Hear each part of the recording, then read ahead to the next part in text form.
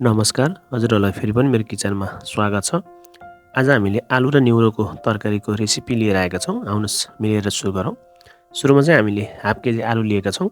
हजुरहरूले चाहिँ आफ्नो इच्छाअनुसार, आफ्नो आवश्यकताअनुसार आलु लिन सक्नुहुन्छ। अब चाहिँ आलुलाई राम्रोसँग छिल्ने।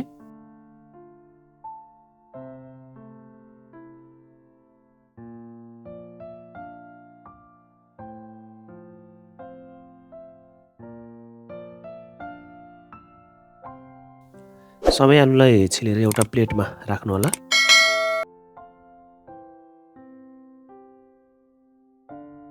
अब छिलिसकेपछि आलुलाई चाहिँ हामीले डाइस कटमा काट्नेछौँ। हजुरहरूले चाहिँ अलि लामो लामो बनाएर पनि काट्न सक्नुहुन्छ। हामीले चाहिँ सानो डाइसमा काटेर लिएका छौँ। एक एक गर्दै सबै आलुलाई हामीले यसरी नै काटेर लिएका छौँ। अब सबै आलु काटिसकेपछि चाहिँ यसलाई उठाएर एउटा बाउलमा राख्ने।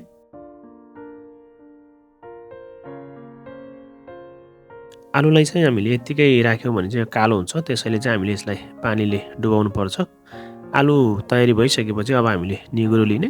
निगुरो चाहिँ यो एकदम स्वादिष्ट लोकल गाउँको निउरो हो। यसलाई चाहिँ पानी निउरो भनिन्छ। हजुरहरूले चाहिँ आफूलाई कुन निउरो मनपर्छ त्यही अनुसार निउरो लिन सक्नुहुन्छ। अब निउरोलाई चाहिँ हामीले काट्नुपर्छ। काट्दाखेरि चाहिँ यसलाई साह्रै लामो र साह्रै मसिनो पनि नबनाइकन ठिक्कको बनाएर काट्नु होला।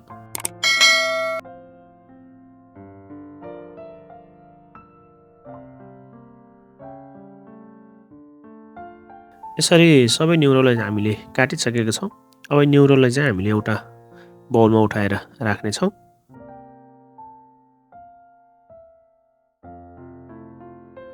अब हामीलाई अन्य सामग्रीको पनि आवश्यक पर्छ। सुरुमा हामीले प्याज लिएका छौँ, 2वटा मिडियम साइजको प्याज। प्याजलाई चाहिँ हामीले स्लाइस काटेका छौँ हाफ स्लाइसमा। हजुरहरूले चाहिँ यसलाई फाइन चप गरेर पनि काट्न सक्नुहुनेछ। हामीले चाहिँ फाइन चप गरेका छैनौँ, यसलाई चाहिँ हाफ स्लाइसमा काटेका छौँ।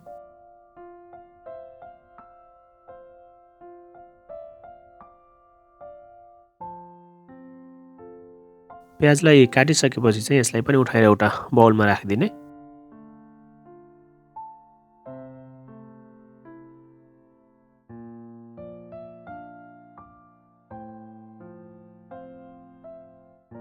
त्यसपछि हामीलाई टमाटरको आवश्यक पर्छ।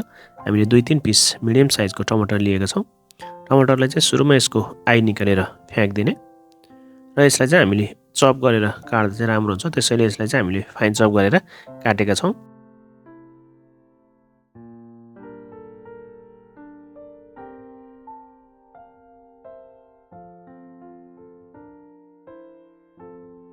अब सबै टमाटरलाई हामीले काटिसकेपछि यसलाई पनि एउटा बाउलमा राख्ने।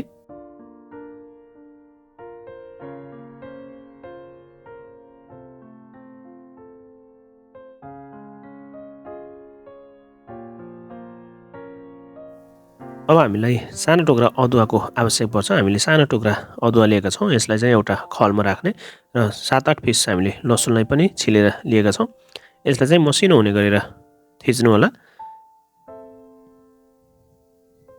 यसलाई थिचिसकेपछि चाहिँ उठाएर एउटा कचौरामा राखिदिने।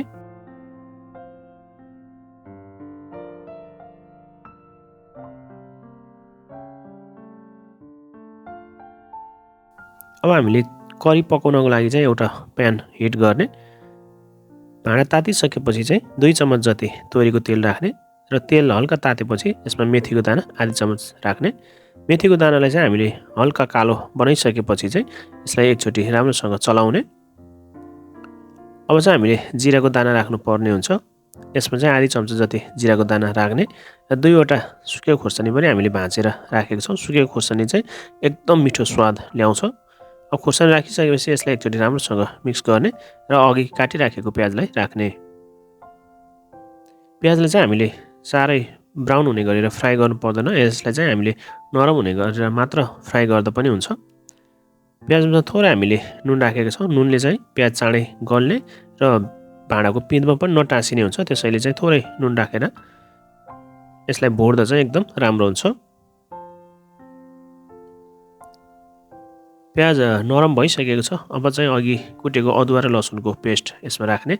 अदुवा र लसुनको पेस्ट राखिसकेपछि यसलाई एकचोटि फेरि राम्रोसँग मिक्स गर्ने। त्यसपछि चाहिँ हामीले अघि काटिराखेको आलु पानी तर्काएर यसमा राख्ने। आलु राखिसकेपछि एकचोटि राम्रोसँग यसलाई मिक्स गर्ने। अब चाहिँ हामीले आलुलाई चाहिँ लो फ्लेममा पकाउनु पर्ने हुन्छ। हामीले हाई फ्लेममा यसलाई पकाउनु हुँदैन, लो फ्लेममा चाहिँ हामीले राम्रोसँग यसलाई छोपेर पकाउने छौँ। यसलाई चाहिँ करिब हामीले 10 मिनट जति छोपेर पकाउनु पर्छ। 10 मिनट भइसकेको छ, हजुरहरूले देख्न सक्नुहुन्छ आलु पनि एकदम नरम भइसकेको छ। अब एकचोटि यसलाई राम्रोसँग मिक्स गर्ने। त्यसपछि चाहिँ यसमा हामीले 1/3 टेबल स्पुन बेसार राख्ने र काश्मिरी मिर्च हामीले 1/3 टेबल स्पुन नै यसमा राखेको छौँ। बेसार र काश्मिरी मिर्च राखिसकेपछि यसलाई एकचोटि राम्रोसँग मिक्स गर्ने। बेसार र काश्मिरी मिर्च सँगै राखेर मिक्स गर्दा चाहिँ हाम्रो करीको कलर एकदम राम्रो आउँछ। अब जिराको पाउडर हाफ चमच राख्ने। त्यसपछि धनिया पाउडर 1/3 टेबल स्पुन राख्ने र करी पाउडर पनि हामीले 1/3 टेबल स्पुन राखेको छौँ। र अब स्वादअनुसार हामीले खुर्सानी पाउडर राख्न सक्छौँ। हजुरहरूले चाहिँ खुर्सानी पाउडरको ठाउँमा हरियो खुर्सानी पनि राख्न सक्नुहुन्छ। यदि सबै राखिसकेपछि यसलाई राम्रोसँग मिक्स गर्ने र अघि काटिराखेको टमाटर राख्ने। टमाटर राखिसकेपछि चाहिँ यसलाई एकचोटि राम्रोसँग मिक्स गर्ने।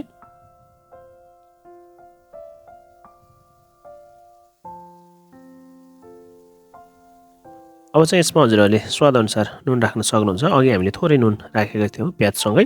अब चाहिँ हामीले स्वादअनुसार यसमा नुन राख्छौँ। नुन राखेर चाहिँ राम्रोसँग मिक्स गर्ने। अब चाहिँ यसमा हामीले थोरै पानी राख्ने। थोरै पानी राखेर चाहिँ यसलाई हामीले एकचोटि फेरि अलिकति हाई फ्लेममा यसलाई चलाउने छौँ। त्यसपछि अघि हामीले काटेर तयारी गरेको निउरोलाई यसमा राख्ने। सबै निउरो हामीले राखिसकेपछि चाहिँ निउरोलाई पनि राम्रोसँग मिक्स गर्ने।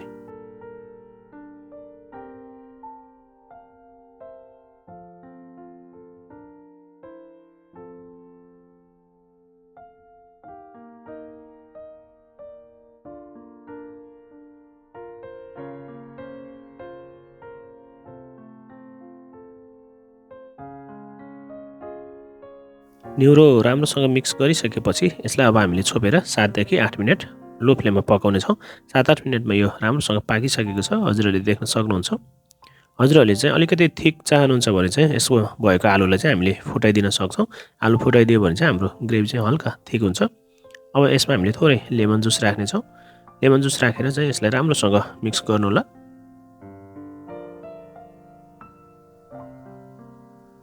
फाइनली हाम्रो करी चाहिँ रेडी भइसकेको छ। अब चाहिँ यसलाई हजुरहरूले आफ्नो इच्छाअनुसार सर्भ गर्न सक्नुहुनेछ। आजको भिडियो हजुरहरूलाई कस्तो लाग्यो? मन परेमा लाइक, सेयर र कमेन्ट गरेर नभुल्नुहोला। यदि मेरो च्यानलमा हजुरहरू नयाँ हुन्छ भने कृपया च्यानललाई सब्सक्राइब पनि गरिदिनु होला। आगामी दिनमा पनि नयाँ भिडियो लिएर उपस्थित हुनेछौँ। त्यतिन्जेलसम्मको लागि बिदा चाहन्छौँ। हस्त, धन्यवाद।